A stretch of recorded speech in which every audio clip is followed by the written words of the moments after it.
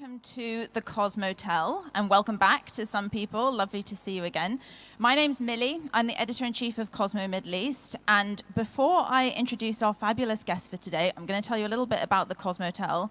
It's the very first event that we have ever done as the Cosmotel, and we're really excited to do it right here in the Central Galleria at City Centre Mirdif. It's running until the 11th of April. We still have loads and loads of events, a jam-packed schedule. So if you are interested in attending anything fashion or beauty, then you can visit the Cosmo website, and you can also follow us on Instagram at Cosmo Middle East and at City Centre Mirdif, because we will be posting daily recaps and the full schedule so you can get involved with anything that you're interested in. Okay, my guest today needs absolutely no introduction. And in fact, I don't even know how to introduce you, because you are a podcaster, fashion and beauty influencer, brand founder, entrepreneur. I mean, you wear so many different hats. How do you actually define yourself and what you do? Hi, first. Hi, everyone. I'm really glad to be here. How do I manage? I have no idea, girl. I think the way I do it is that I really would define myself as a human first, and someone who is trying to create some kind of a change.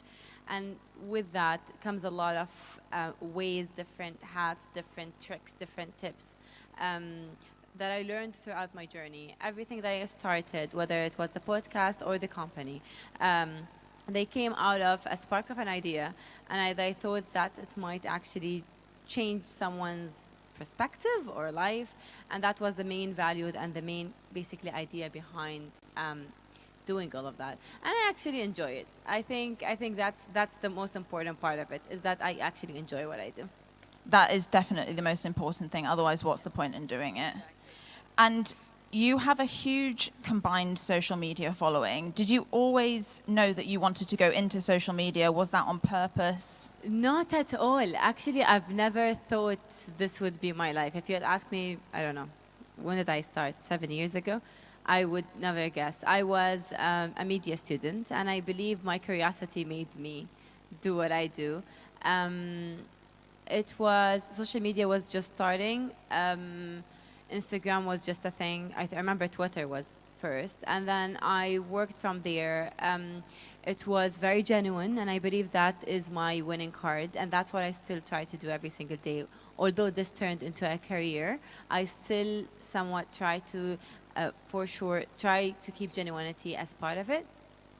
So that's how it started, and then I guess, I don't know, something went right. I did something right somehow.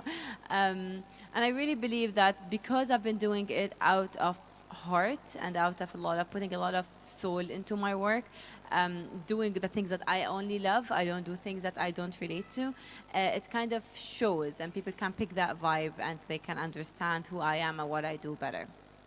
I feel like 7 years ago, social media influencers weren't really a thing, especially here. So Yes. you really have been one of the first kind of pioneers in the social media industry. Yes, true. I remember back in the day, maybe 2 years after I was on social media, and it was just for fun, actually.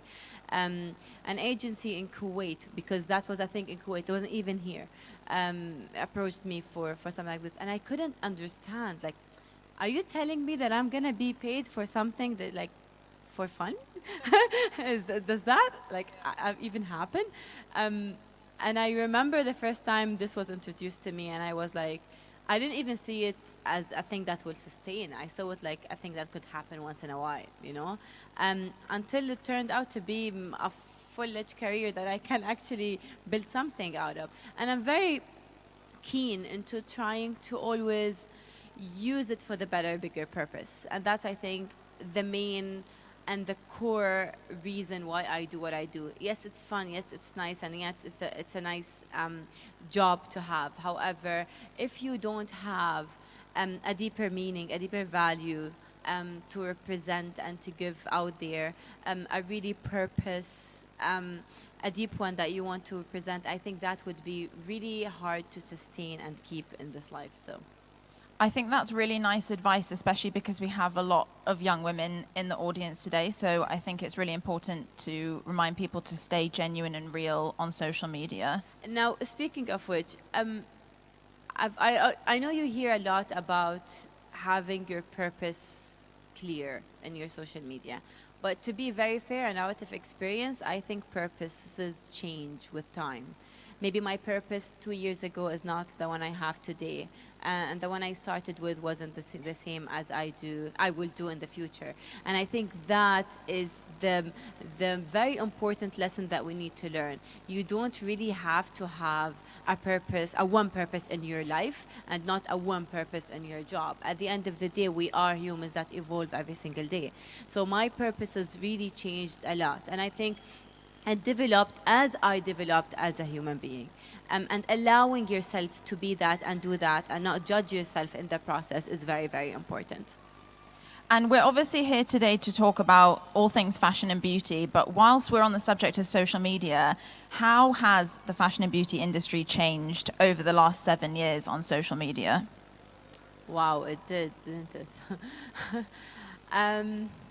I think there was a big, huge expansion, which is very beautiful. You could see different apps, different ways of doing things. People loved filtered photos before, maybe they don't now. And